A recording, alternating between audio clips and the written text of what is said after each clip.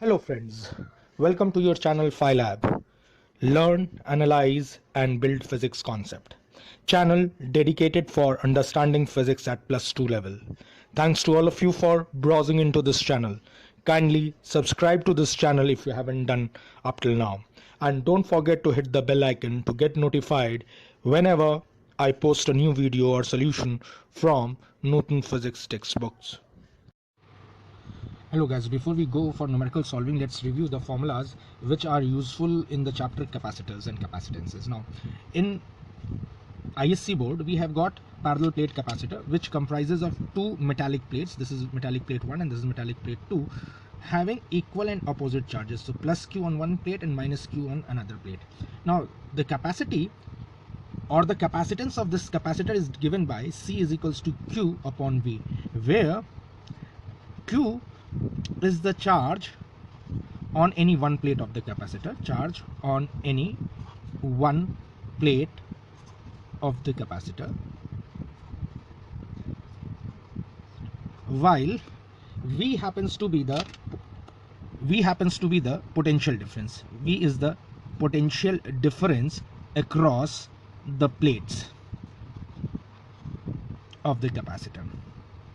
Now remember, capacitor job is to store the charge in the form of electrostatic potential energy.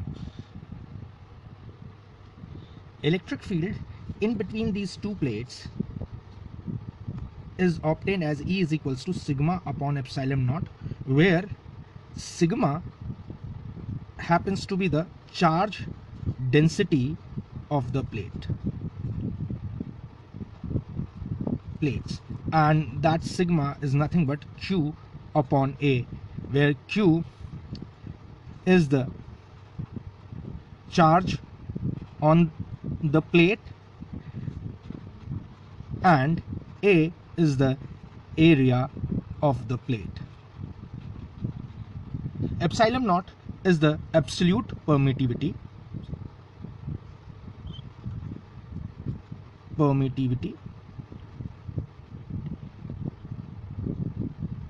and its value is 8.85 into 10 to the power of minus 12 in SI system of unit.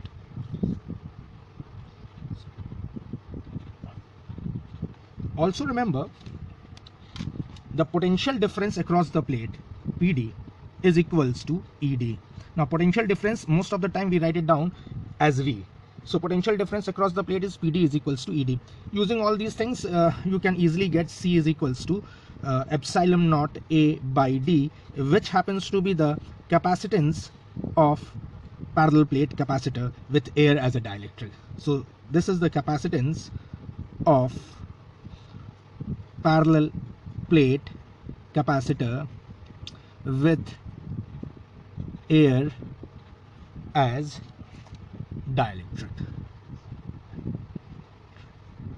If some material is filled in between the plates,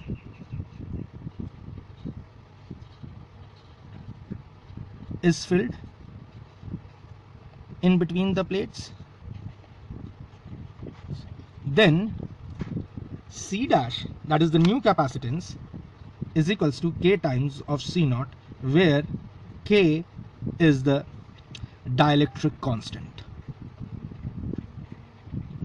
of the material. Therefore, C dash is equals to K times of epsilon naught A by D. So this is the capacitance of any parallel plate capacitor with some dielectric K in between the plates. One should remember that K is always greater than 1. Therefore, C dash is always greater than C naught. So by inserting a dielectric, the capacitance of a capacitor generally increases. The capacitor stores the charge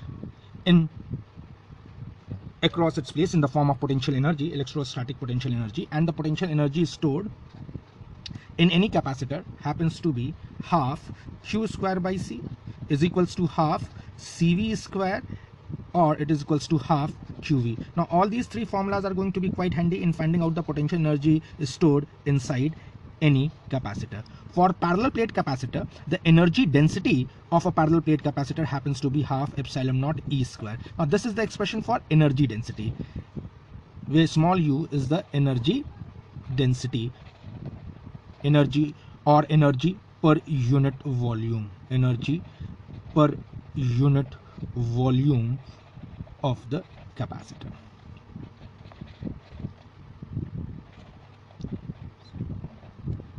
If capacitors are connected in series, then the net capacitance is given by the formula 1 upon Cs is equals to 1 by C1 plus 1 by C2 plus 1 by C3 and so on.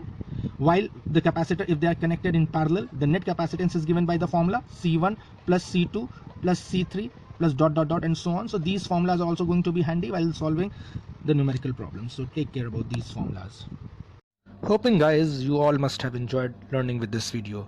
Please share this video with your friends and classmates and add in your comments which topics you want me to do for you or any specific numerical problems you want me to solve for you. Thank you and enjoy learning.